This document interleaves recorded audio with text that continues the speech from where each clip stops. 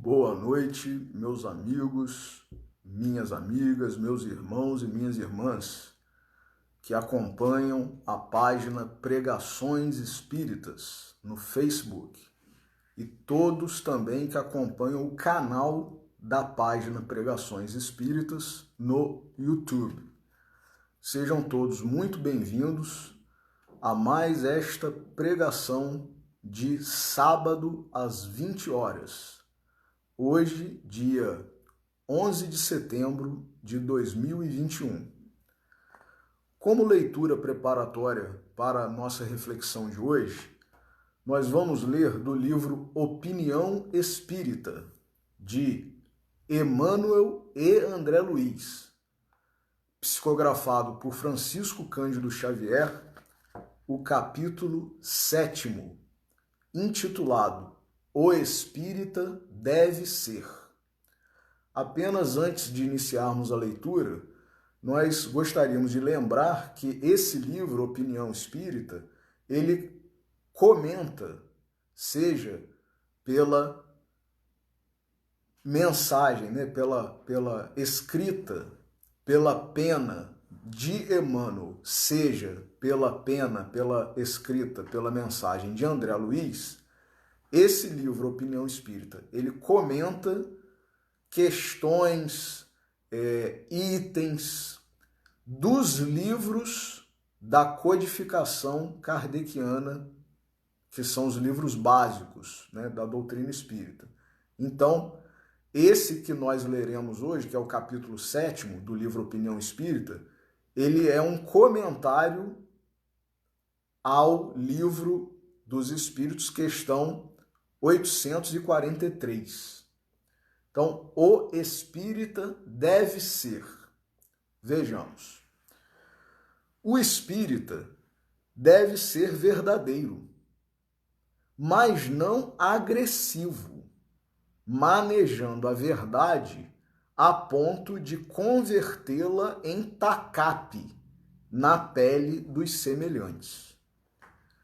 Bom, mas não displicente, que chegue a favorecer a força do mal, sob o pretexto de cultivar a ternura. Generoso, mas não perdulário, que abrace a prodigalidade excessiva, sufocando as possibilidades de trabalho que despontam nos outros.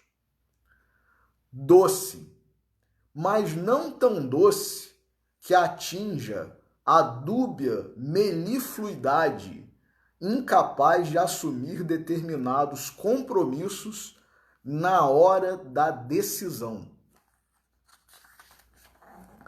Justo, mas não implacável, em nome da justiça, impedindo a recuperação dos que caem e sofrem. Claro, mas não desabrido, dando a ideia de eleger-se em fiscal de consciências alheias. Franco, mas não insolente, ferindo os outros. Paciente, mas não irresponsável, adotando negligência em nome da gentileza. Tolerante, mas não indiferente, aplaudindo o erro deliberado em benefício da sombra. Calmo, mas não tão sossegado que se afogue em preguiça. Confiante, mas não fanático, que se abstenha do raciocínio. Persistente, mas não teimoso, viciando-se em rebelar-se. Diligente, mas não precipitado, destruindo a si próprio. Conhece-te a ti mesmo, diz a filosofia. E para conhecer a nós mesmos, é necessário escolher atitude e posição de equilíbrio, seja na emotividade ou no pensamento, na palavra ou na ação. Porque, efetivamente, o equilíbrio nunca é demais. Vamos fazer a nossa oração. Senhor Jesus, nosso Mestre, Deus, nosso Pai, amigos e benfeitores espirituais, espíritos familiares e simpáticos, nossos anjos guardiães, todos vós da espiritualidade maior que labutais, que trabalhais em nosso proveito, para o nosso crescimento, para o nosso aperfeiçoamento, para a nossa evolução, enfim, para que nós cumpramos com a nossa destinação de filhos de Deus, de criaturas de Deus, de espíritos perfectíveis. A todos vós agradecemos a bênção, a intercessão e pedimos que nos auxiliem neste momento para que nós estejamos sintonizados com todos esses espíritos de escol elevados. Hoje, em especial, véspera do dia 12 de setembro, que é dia da nossa amiga, da nossa benfeitora espiritual Alta de Souza, pedimos também a ela que nos inspire e que a nossa reflexão seja proveitosa. E antecipadamente gratos por mais esta oportunidade, mais esta bênção, pedimos permissão para iniciar o estudo da noite de hoje. Que assim seja. Meus amigos, como nós havíamos prometido na pregação de sábado passado, nós vamos dar continuidade aqui à análise, à reflexão do livro Brasil, Coração do Mundo, Pátria do Evangelho, porque no sábado passado lemos, né, foi véspera, foi um sábado às vésperas, né, véspera de 7 de setembro, que ocorreu na terça-feira, né, da semana seguinte, que foi essa semana que está terminando hoje, e nós lemos o prefácio de Emmanuel. Embora o livro seja escrito por Humberto de Campos, há um prefácio maravilhoso, imperdível, inolvidável, né, de Emmanuel, falando em 2 páginas, né, de maneira bem sucinta, bem objetiva, como é característico, né, de Emmanuel e de todos os espíritos elevados, né, sobre a destinação do Brasil, sobre o porquê de Humberto de Campos, juntamente com muitos outros espíritos, dentre eles o próprio Emmanuel, né, se dispuserem, né, a terem, né, se disposto a escrever esse livro. E hoje, então, nós ficamos de analisar o prefácio do próprio Humberto de Campos, que tem o título de Esclarecendo. É como uma espécie de apresentação do livro e também imperdível, né, inolvidável, não podemos deixar passar, porque muitos de nós, às vezes, na ânsia de ler, né, de conhecer um livro, nós olvidamos, nós desprezamos, nós não damos a devida atenção, a devida importância aos prefácios. E aprendi com minha mãe, né, Glenda, que muitos de vocês conhecem, a maioria, acredito, a importância dos prefácios, sobretudo de Emmanuel. Né, que são, se juntarmos esses prefácios de todos os livros ditados por Emmanuel, pode-se compor um novo livro, mas uma verdadeira pérola. Então a gente não pode desprezar prefácio nenhum. Então, Humberto de Campos diz o seguinte, esclarecendo: todos os estudiosos que percorreram o Brasil, estudando alguns detalhes dos seus 8,5 milhões de quilômetros quadrados, se apaixonaram pela riqueza das suas possibilidades infinitas. Eminentes geólogos definiram-lhe os tesouros do solo, e naturalistas ilustres lhe classificaram a fauna e a flora, maravilhados ante as suas prodigiosas surpresas. Nas paisagens suntuosas, apenas fazendo um pequeno comentário aqui, né? Nós sabemos, como foi lido no sábado passado no prefácio de Emmanuel, né, que um desses grandes, né, desses notáveis aí da história, né, geólogo, historiador e até mesmo que foi o Humboldt, né, um alemão que veio ao Brasil e ficou impressionado com a grandiosidade, com o potencial das terras, né, daquela terra que era considerada e chamada, né, a terra de Santa Cruz, né, a terra do Cruzeiro, né, e disse já nos idos lá de 1800 e qualquer coisa, né, no século XIX, que o Brasil seria o celeiro do mundo. Ele talvez tenha captado aí com a sua mediunidade, né, o que Humberto de Campos viria mais tarde confirmar com esse livro, Brasil, Coração do Mundo, Pátria do Evangelho, né, que seria o celeiro de inúmeros povos, de inúmeras nações, alimentando todos eles, né? Humboldt já havia previsto isso numa visita, né, ao Amazonas. Então, parece-nos, né, que o próprio Darwin, Charles Darwin, fez alguns estudos relacionados à fauna do Brasil, né? E é por isso que Humberto de Campos está mencionando aqui que naturalistas ilustres, né, geólogos, classificaram a fauna e a flora maravilhados ante as suas prodigiosas surpresas.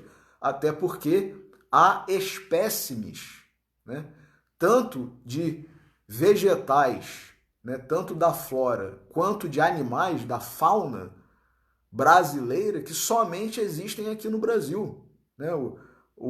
Os biólogos aí que estejam nos acompanhando podem confirmar. Há plantas, flores, árvores, né, vegetação tipicamente e exclusivamente brasileiras, e animais também.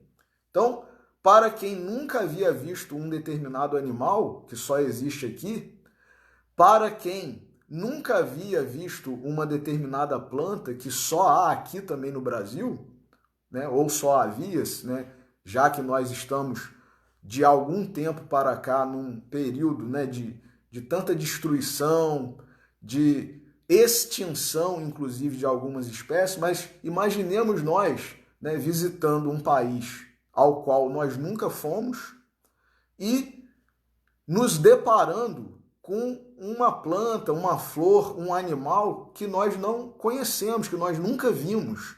É algo realmente surpreendente. É exatamente a palavra que Humberto de Campos usou aqui. Então, continua aqui Humberto de Campos. Nas paisagens suntuosas e inéditas, onde o calor suave dos trópicos alimenta e perfuma todas as coisas, há sempre um traço de beleza e de originalidade, empolgando o espírito do viajor sedento de emoções. Não apenas a fauna e a flora, né? As paisagens, o clima no Brasil, né? Todos os estrangeiros que vêm para cá ficam admirados. É como se não houvesse estações, né, de tempo ruim. O Brasil, por ser um país tropical, né, mesmo que haja inverno aqui, mas não é um inverno muito rigoroso, né? Há locais no Brasil, né? Há cidades, né? Regiões que praticamente tem tempo bom o ano inteiro, né? Quem gosta de praia, né? Os estrangeiros também que vivem em países que têm invernos muito rigorosos, procuram no verão ir para locais onde haja praia, né? Então, quem vem para o Brasil fica admirado, né?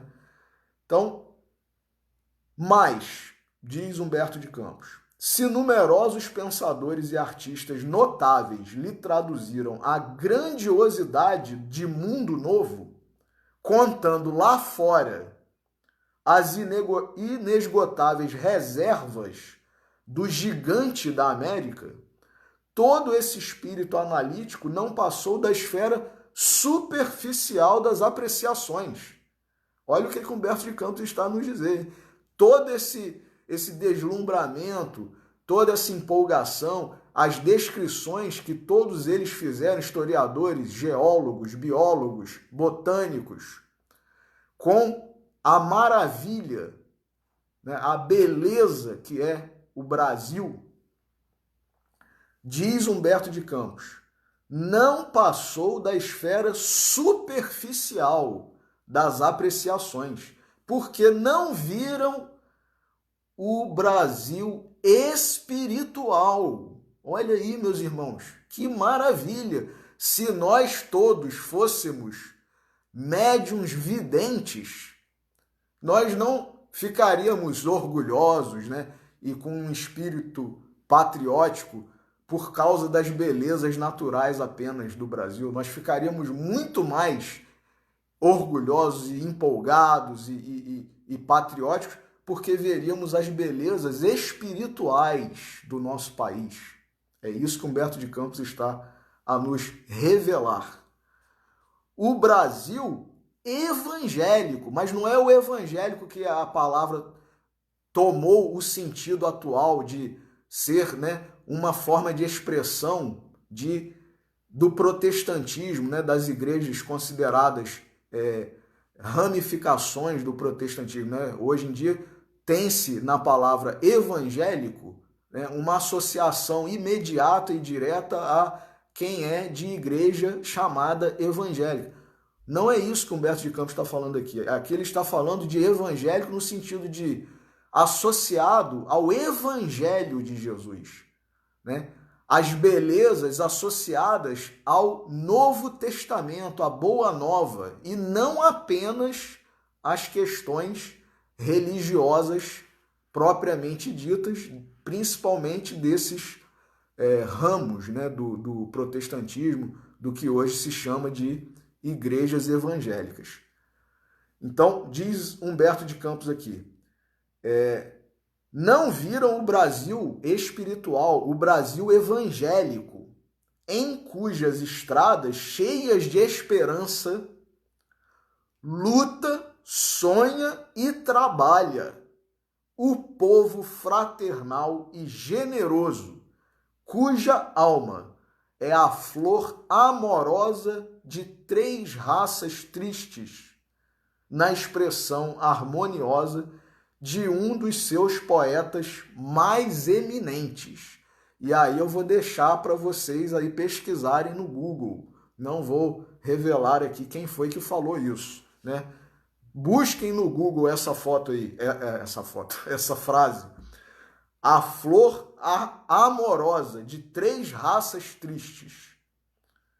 Foi uma definição que um dos poetas mais eminentes do Brasil expressou, né, em relação ao povo brasileiro, né? As reservas brasileiras não se circunscrevem ao mundo de aço do progresso material. Olha aí, as reservas, que impressionou fortemente o espírito. Olha Humberto de Campos citando aí, assim como Emmanuel, que impressionou fortemente o espírito de Humboldt, mas se estendem, quer dizer, as reservas brasileiras não são apenas as reservas de aço, de minério, de ouro e de tudo mais que as nossas terras, né, têm em termos de riquezas. materiais, mas se estendem infinitamente ao mundo de ouro dos corações. Mundo de ouro, sim, mas dos corações, onde o país escreverá a sua epopeia de realizações morais em favor do mundo. Olha que maravilha. Isso aqui é uma profecia de Humberto de Campos, meus irmãos. Humberto de Campos, nesse prefácio aqui, estava profetizando o futuro do Brasil, com autorização, com permissão da espiritualidade superior. Jesus transplantou da Palestina para a região do Cruzeiro a árvore magnânima do seu evangelho, a fim de que os seus rebentos delicados florescessem de novo, frutificando em obras de amor para todas as criaturas. Então, esse país maravilhoso que é o nosso país, o nosso Brasil, essa mistura de raças, né, como disse lá um dos poetas mais eminentes do nosso Brasil, né, essa mistura de 3 raças tristes, né, os portugueses, os negros, os indígenas. Então, que maravilha, né? Porque cada um retirado ali mesmo os indígenas que já estavam aqui foram retirados, né, de certa forma, daquela condição, daquela circunstância. Ó, Samila já viu quem que falou essa frase aí, ó. Samila já correu lá e já viu. Essas 3 raças, os indígenas foram retirados, de certa forma, né, da condição na qual eles viviam. Os negros foram retirados, né, lá da África, vieram como escravos, né, como mercadoria de exportação. E os próprios portugueses também. Os que saíram de Portugal vieram porque estavam numa condição lá de indignidade, de hostilidade pelos próprios compatriotas portugueses. Então eram pessoas que eram desconsideradas pela sociedade portuguesa, pela nobreza. Então vieram para o Brasil para tentar, né, uma nova vida, se reerguer, né, conseguir mais uma vez alcançar a dignidade, né, assim como aconteceu também com os Estados Unidos lá, com os ingleses que foram para os Estados Unidos e tantos outros povos emigrantes, né? Então, essas 3 raças tristes, cada uma na sua condição de tristeza, que vieram se reunir aqui nesse país, né, formaram, né, deram origem a um povo, a uma nação. E é esse povo que nós temos hoje, né? Desde o descobrimento, digamos assim, né, do Brasil, esse povo miscigenado, né, esse povo caloroso, acolhedor, hospitaleiro, simpático, brincalhão, otimista, um monte de característica, de qualidade que atrai, inclusive, os estrangeiros para cá, né? Então, olha o que Humberto de Campos diz aqui. Jesus transplantou da Palestina para a região do Cruzeiro a árvore magnânima do seu evangelho, a fim de que os seus rebentos delicados, né, os ramos, os gravetos dessa árvore florescessem de novo, frutificando em obras de amor para todas as criaturas. E isso não é uma expressão de amor, meus irmãos, né? Essa hospitalidade, essa simpatia, né? Essa forma de levar a vida de uma maneira leve, descontraída, isso é uma expressão do amor, né? Porque quando a gente é carrancudo, né, fechado, isso, de certa forma, pode, não é sempre, mas pode ser uma expressão de egoísmo, né, de orgulho. E o povo brasileiro, graças a Deus, não tem isso, né? Mesmo na pior das situações, a gente continua otimista, achando que tudo vai melhorar, acreditando em Deus, né? E com um sorriso no rosto, né? Por pior que esteja a situação. Sempre há um motivo para a gente fazer, né, uma piada de nós mesmos, né? O brasileiro tem essa característica também. Então isso tudo é muito interessante e atrai os estrangeiros, né? Então continua aqui o Humberto de Campos. Ao ceticismo da época soará estranhamente uma afirmativa desta natureza. O Evangelho não seria mera ficção de pensadores do cristianismo o repositório de suas lições? Quer dizer, estava, né, no auge do positivismo lá de Augusto Comte, né, quando veio, inclusive, a lume, né, veio para o planeta a nossa doutrina maravilhosa. E, inclusive, tem uma mensagem de Emmanuel que ele começa dizendo assim: foi justamente quando o ceticismo de Augusto Comte atingia o seu auge que o Espiritismo veio. Então, olha só, Humberto de Campos dizendo aqui, para os céticos, muitos diriam, transplantar a árvore do Evangelho para o Brasil? Evangelho, é isso mesmo? Não seria isso uma mera ficção de pensadores do cristianismo, o repositório de suas lições? Quer dizer, isso não está, né? Isso não é uma ficção, né? Será que isso tudo que se prega aí, em nome desse tal cristianismo, será que isso tudo é verdade? Ou será que é uma invenção, uma ficção, né? E outros mais, né? Como nós temos visto hoje até, né? Será que isso não está fora de moda? Né? Por que falar em evangelho agora? Nós estamos no auge do terceiro milênio, no século 21, no ano 2021, a gente vai ficar falando de evangelho? Isso é coisa de antigamente, né? Será? Olha o que Humberto de Campos nos diz. Não foi apenas um cântico de esperança do povo hebreu que a Igreja Católica adaptou para garantir a coroa na cabeça dos príncipes terrestres? Quer dizer, isso não foi uma jogada aí também, de certa forma, política, que a Igreja Católica, né, engendrou juntamente com os grandes monarcas do passado, né, essa coisa de evangelho, de cristianismo? E continua Humberto de Campos. Não será uma palavra vazia, sem significação objetiva, na atualidade do globo? Olha aí, muitos de nós hoje questionando, será que isso tem aplicação nos dias de hoje? Essa fala de Jesus, essa fala de Paulo, isso se adequa às realidades que nós estamos vivenciando hoje, em pleno ano de 2021, em pleno século 21? Será? Então Humberto de Campos está respondendo aqui, meus irmãos.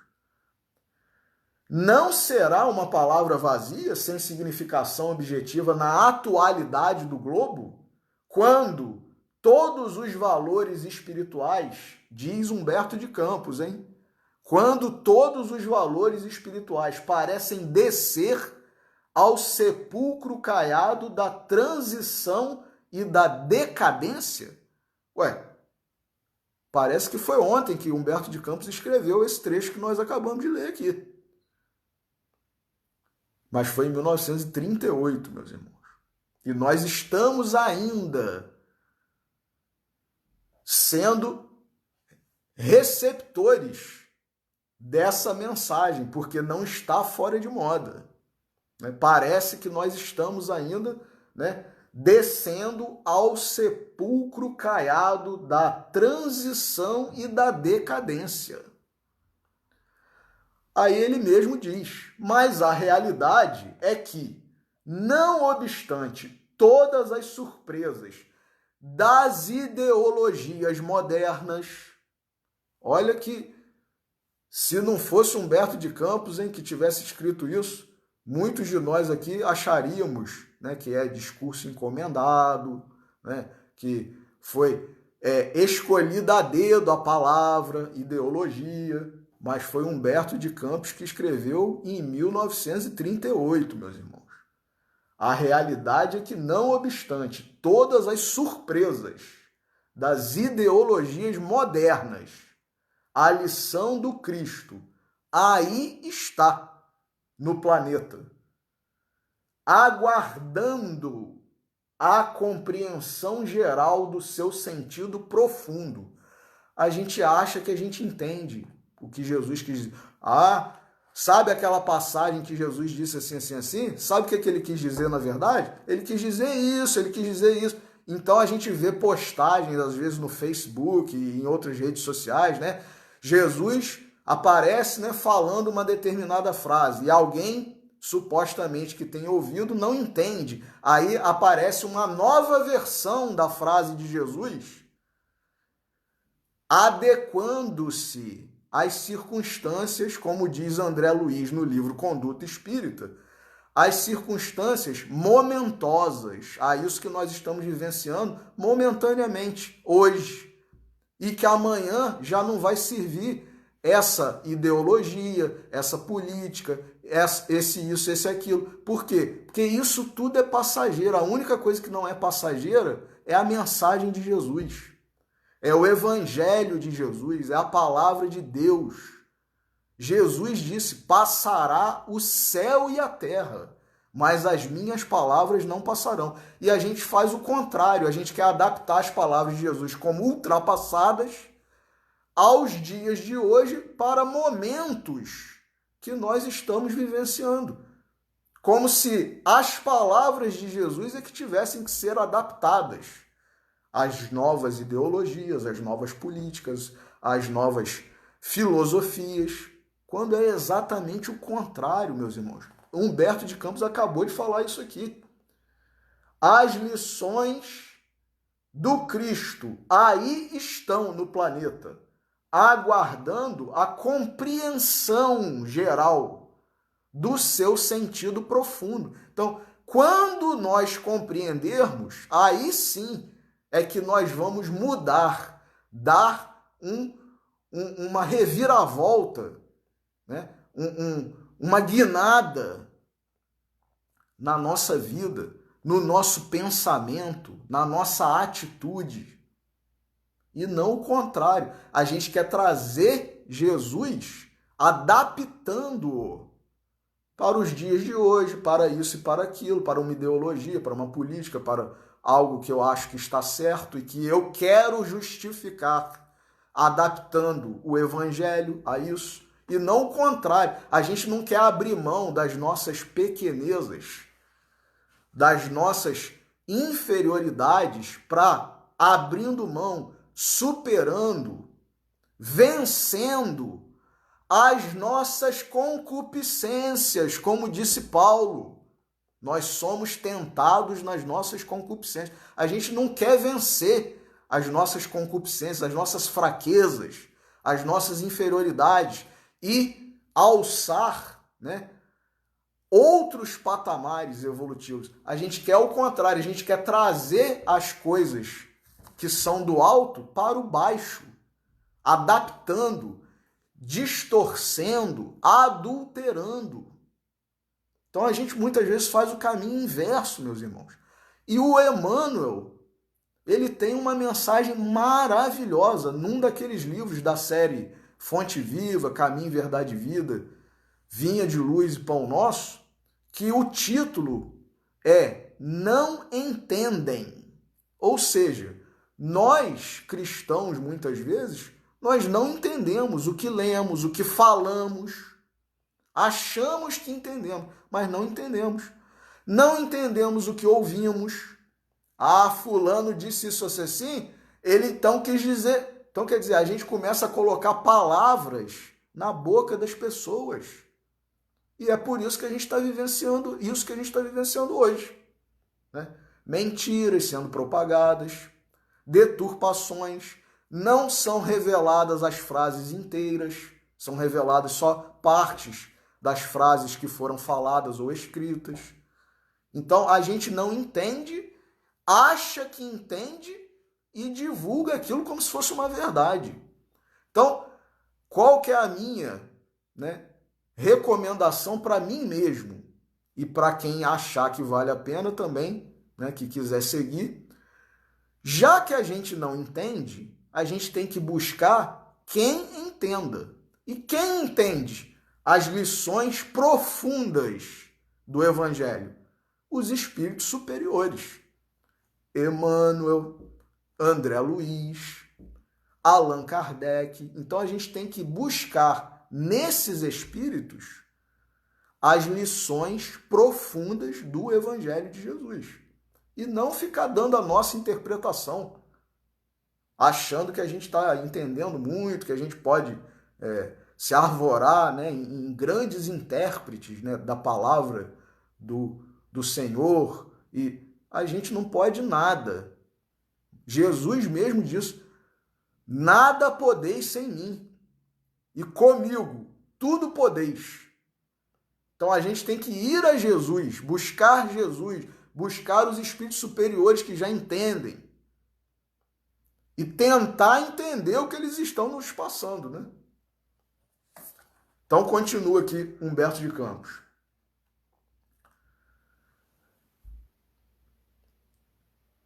Sobre ela, quer dizer, sobre a lição do Cristo, levantaram-se filosofias complicadas e as mais extravagantes teorias salvacionistas.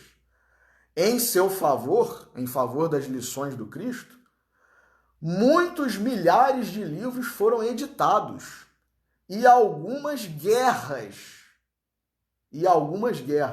ensanguentaram o roteiro dos povos. Entretanto, a sublime exemplificação do Divino Mestre, na sua expressão pura e simples, só pede a humildade e o amor da criatura para ser devidamente compreendida. O que compreendida? A criatura? Não, o Evangelho, a lição de Jesus. Jesus, o que ele exige de nós para que nós compreendamos, para que nós entendamos as lições do Evangelho dele, da Boa Nova, da verdade trazida por ele? Que nós sejamos humildes e que nós tenhamos amor no coração, amor puro. Não é esse amor que a gente muitas vezes acha que tem, não. É amor de verdade, amor puro. E humildade. Não é à toa que Jesus abre as bem-aventuranças com bem-aventurados os pobres de espírito. Quem são os pobres de espírito? São os humildes. Humildes não é aquela pessoa que é pobre, não. Humilde é aquela pessoa que se reconhece pequena diante dessa imensidade, desse infinito que é a criação divina, o cosmos. As criaturas divinas, nós somos uma areia, um grãozinho de areia, meus irmãos. Um grãozinho de areia. Tem a sua função, tem a sua importância, mas nós não podemos nos achar melhores, superiores, detentores da verdade, Então, se nós tivermos nós vemos um Emmanuel, por exemplo, se colocando em pé de igualdade com nós outros. Ele, nesses prefácios, ele diz: nós, encarnados e desencarnados, nós, quem dera que nós estivéssemos na condição de Emmanuel, com a sabedoria de Emmanuel, com o amor de Emmanuel. Quem dera, mas ele, com a humildade dele, se coloca em pé de igualdade. Chico Xavier, algumas vezes, quando dava um livro a alguém que estava visitando ele, assinava lá na dedicatória: Cisco Xavier, Cisco. Aí a pessoa, quando ia ler a dedicatória, voltava: Chico, você errou aqui a sua assinatura, que você botou Cisco Xavier. Ele, não, minha filha, é porque eu sou um cisco mesmo. Olha que maravilha, meus irmãos. Então, quer dizer, não tem vaidade nenhuma, não tem orgulho, não se acha melhor do que ninguém, nem maior do que ninguém, pelo contrário.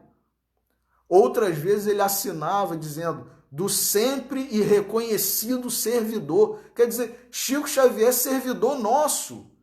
Meus irmãos, quando que a gente vai ter grandeza espiritual, apesar de humildade, para se colocar como um servidor de todos, que foi o que Paulo também quis deixar, né, para todos nós. Sou servidor, né, tanto de gregos quanto de bárbaros ou de romanos, enfim, ele se via como um servidor de todo mundo.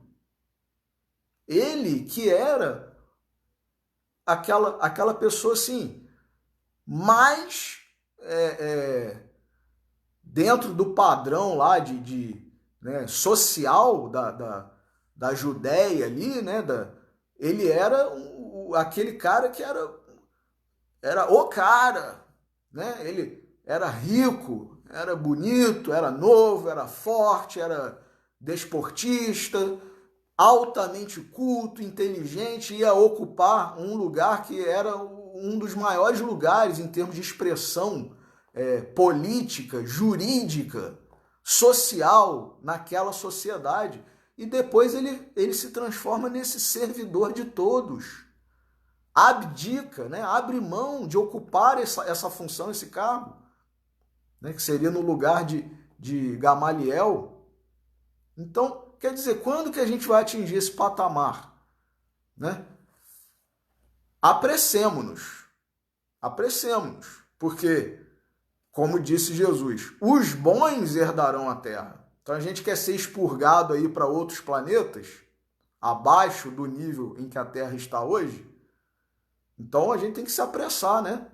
Tem que se esforçar um pouco. Então diz aqui Humberto de Campos: em seu favor, muitos milhares de livros foram editados e algumas guerras ensanguentaram o roteiro dos povos. Entretanto, a sublime exemplificação do Divino Mestre, Jesus exemplificou. Ele não ficou só na teoria, na fala, não.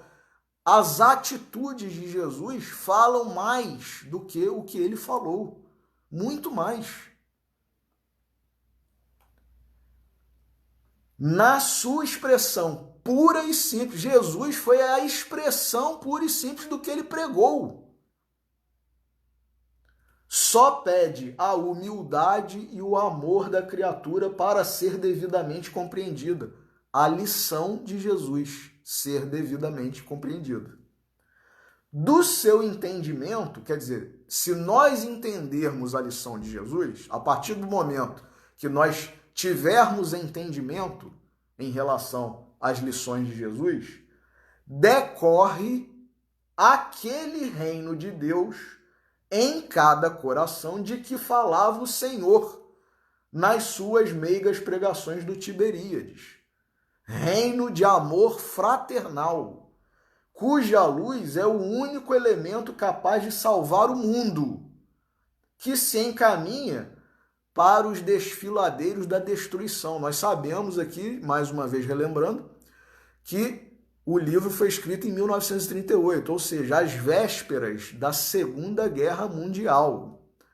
Mas hoje parece-nos que nós estamos nos encaminhando, mais uma vez, para os desfiladeiros da destruição, com essa separatividade, esse ódio, essa picuinha, essa rixa, essa discussão que não tem fim, seja em rede social, seja numa mesa dentro de nossos lares, nossas casas, seja dentro da casa espírita, muitas vezes. Separatividade, discussão, divisão de grupos. Olha o Brasil hoje aí dividido. politicamente, por questões políticas, né? Nós e eles, e direita e esquerda. Quer dizer, nós somos um povo, uma nação.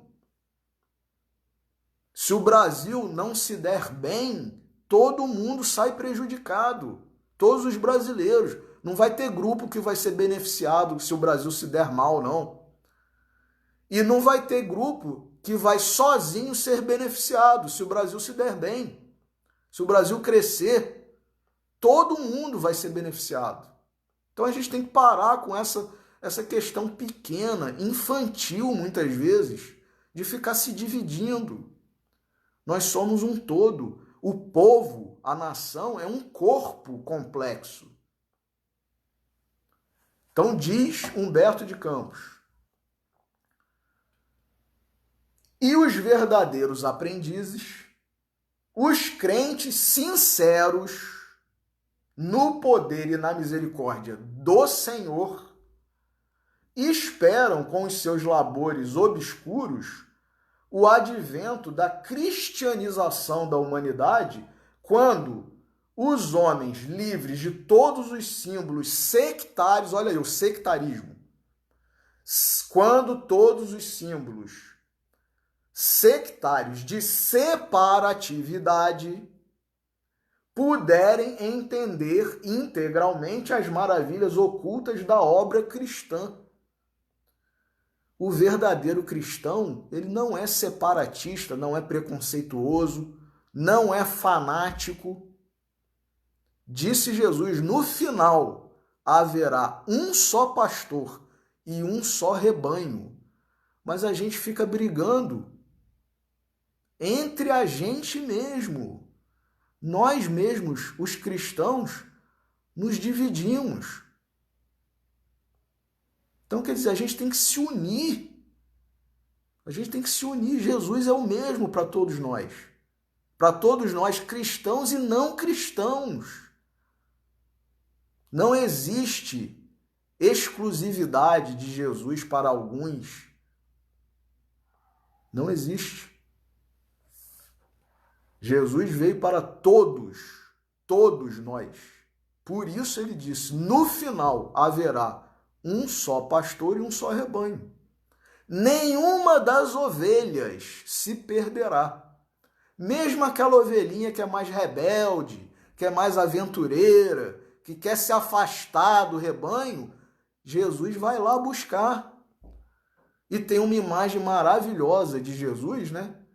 Retratada por vários artistas, em que ele está com uma ovelha nos seus ombros, trazendo a ovelha, segurando a ovelha. Então, esse é o pastor, meus irmãos. É aquele pastor que vai buscar a ovelha que está perdida. Então, continua aqui Humberto de Campos. Nas suas dolorosas provações dos tempos modernos, olha aí as provações pelas quais nós estamos passando. Nas suas dolorosas provações dos tempos modernos, quando quase todos os valores morais sofrem o insulto da mais ampla subversão, mais uma vez estamos revivendo isso.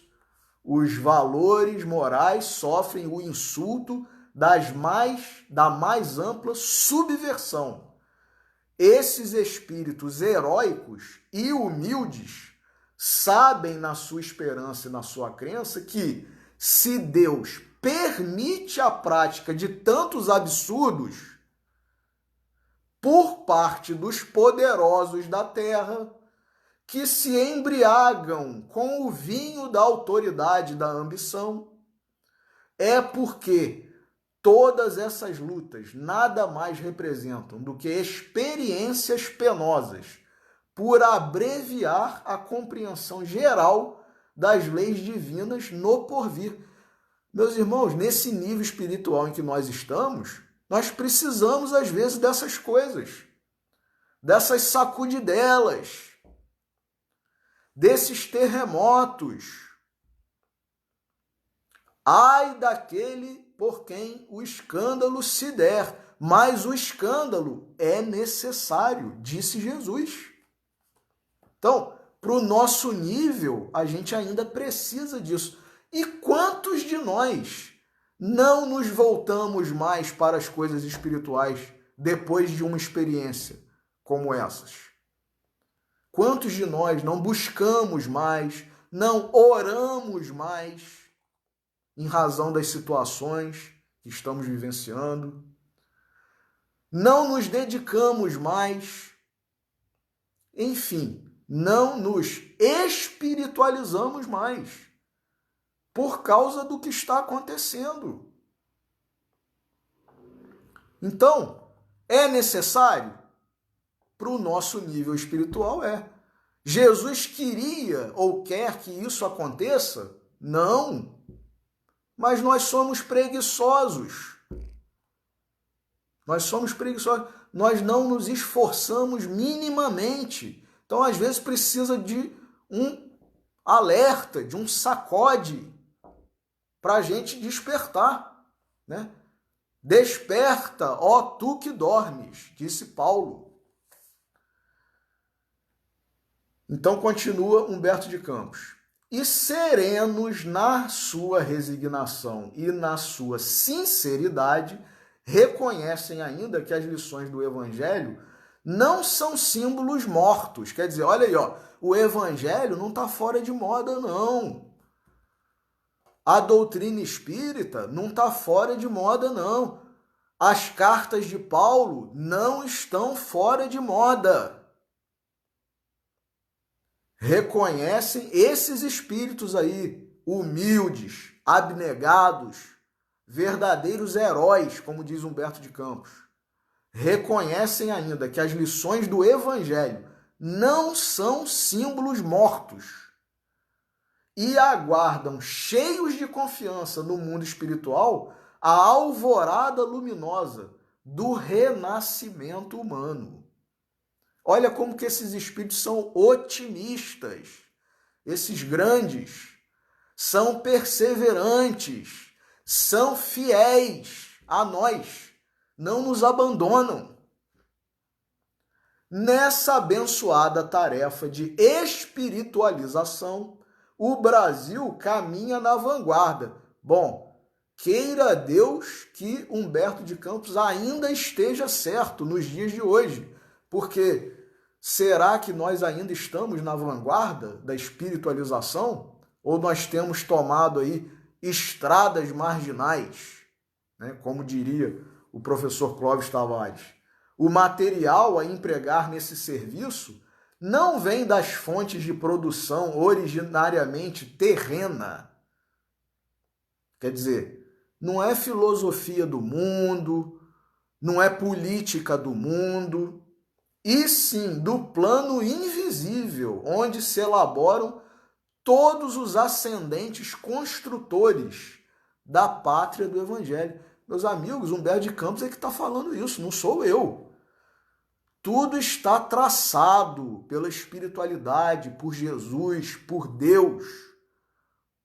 O que está acontecendo está de acordo com as nossas necessidades, com os nossos merecimentos. Estas páginas modestas constituem, pois, uma contribuição humilde à elucidação da história da civilização brasileira em sua marcha através dos tempos. Tem por único objetivo provar a excelência da missão evangélica do Brasil no concerto dos povos e que, acima de tudo, todas as suas realizações e todos os seus feitos, forros dos miseráveis troféus das glórias sanguinolentas, tiveram suas origens profundas no plano espiritual, de onde, olha Humberto de Campos falando, de onde Jesus, pelas mãos carinhosas de Ismael, que é o anjo guardião do nosso país, nós sabemos, acompanha, olha aí, Jesus acompanha juntamente com Ismael desveladamente, a evolução da pátria extraordinária, em cujos céus fulguram as estrelas da cruz. São elas ainda um grito de fé e esperança aos que estacionam no meio do caminho. Olha aí, nós não podemos desanimar. Diante disso que eu estou vendo, não tem jeito mais não para o Brasil, já era. Não vai ser pátria do evangelho nem coração do mundo. Perdeu a sua missão. Meus irmãos, o Humberto de Campos está falando aqui, não desanimemos. Os que estacionam no meio do caminho têm, com a leitura desse livro, um grito de fé e de esperança, ditadas pela voz de quem já atravessou as estradas poeirentas e tristes da morte, dirigem-se aos meus companheiros e irmãos da mesma comunidade, da mesma família, exclamando: brasileiros, ensarilhemos para sempre as armas homicidas das revoluções. Olha aí, ensarilhar é depor, né? É colocar no chão, não utilizar mais as armas homicidas das revoluções.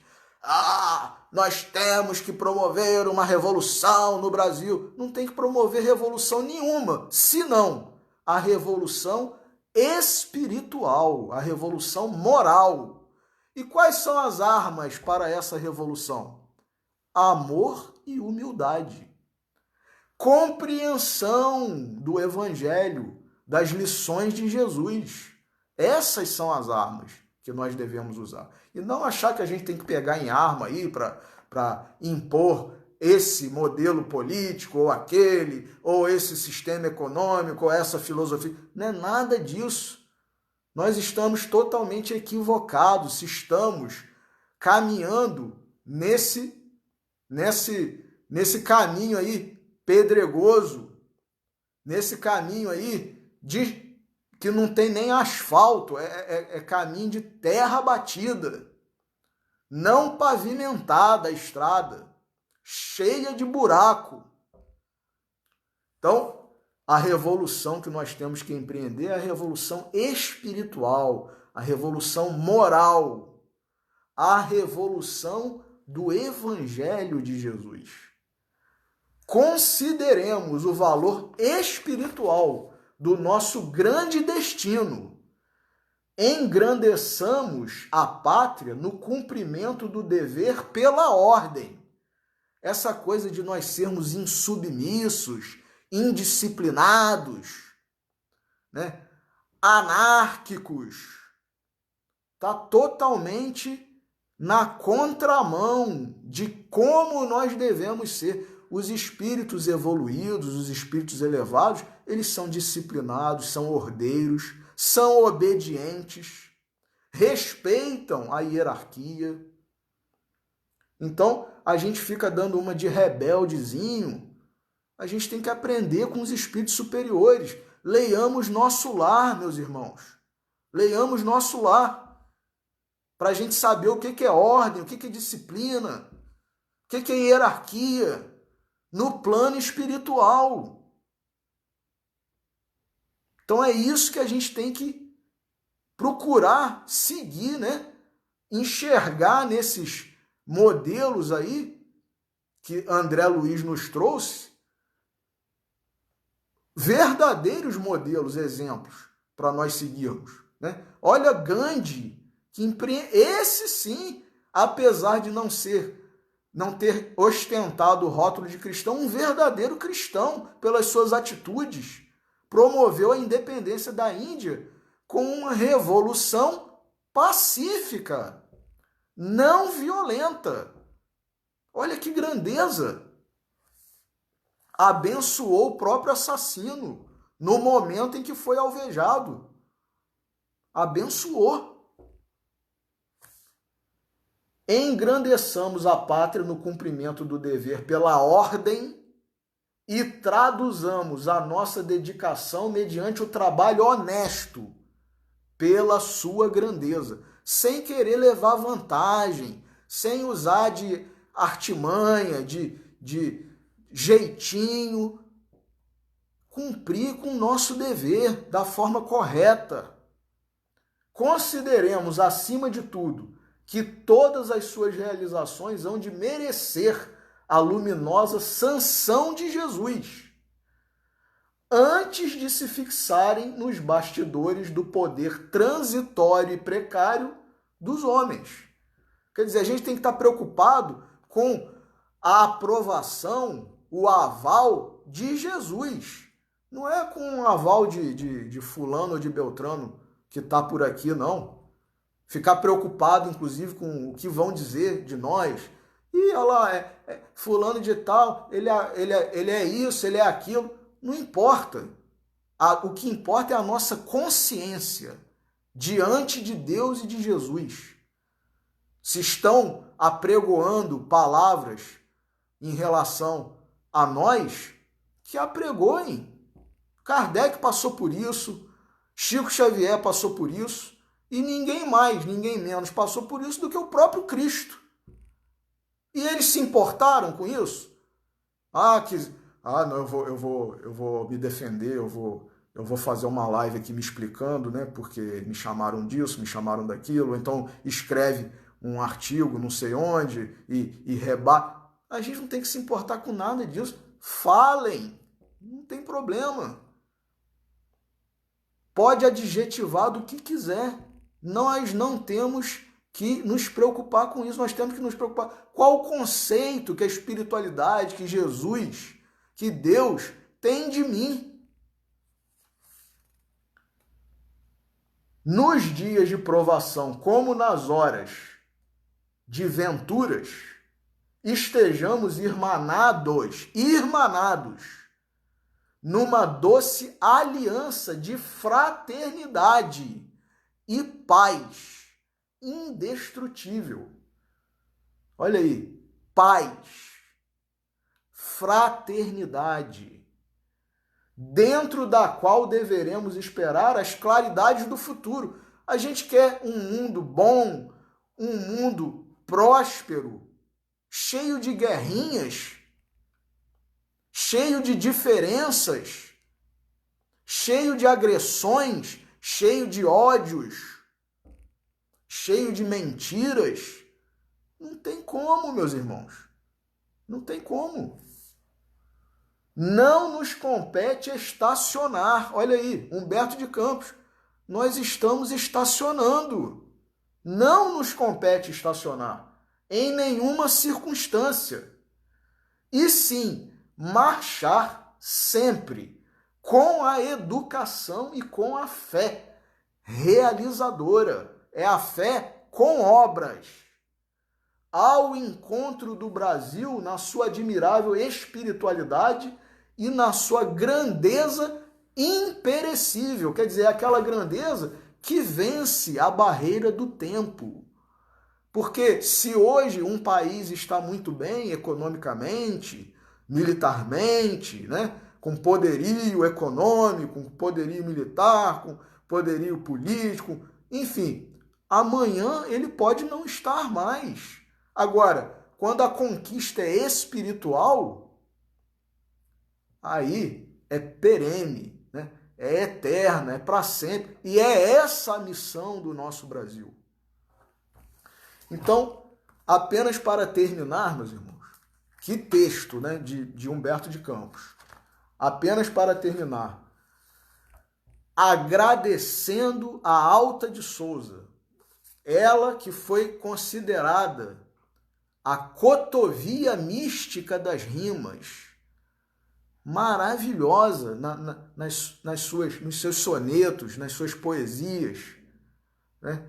Vou ler um soneto dela que é muito conhecido e que é maravilhoso, é lindo.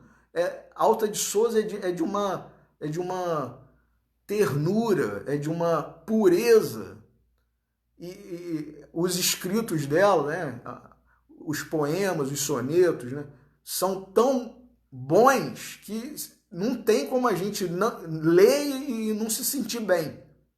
Então, nesse momento em que nós estamos precisando de esperança, de fé, de ânimo, fica aqui, e também de mais fraternidade, de mais união, fica a mensagem fraterna de Alta de Souza para todos nós.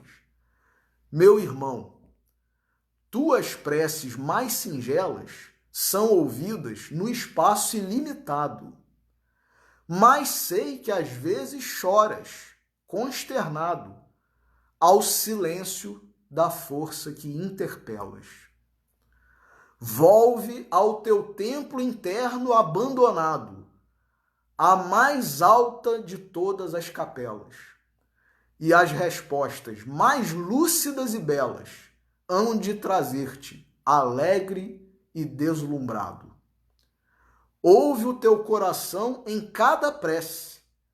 Deus responde em ti mesmo e te esclarece com a força eterna da consolação.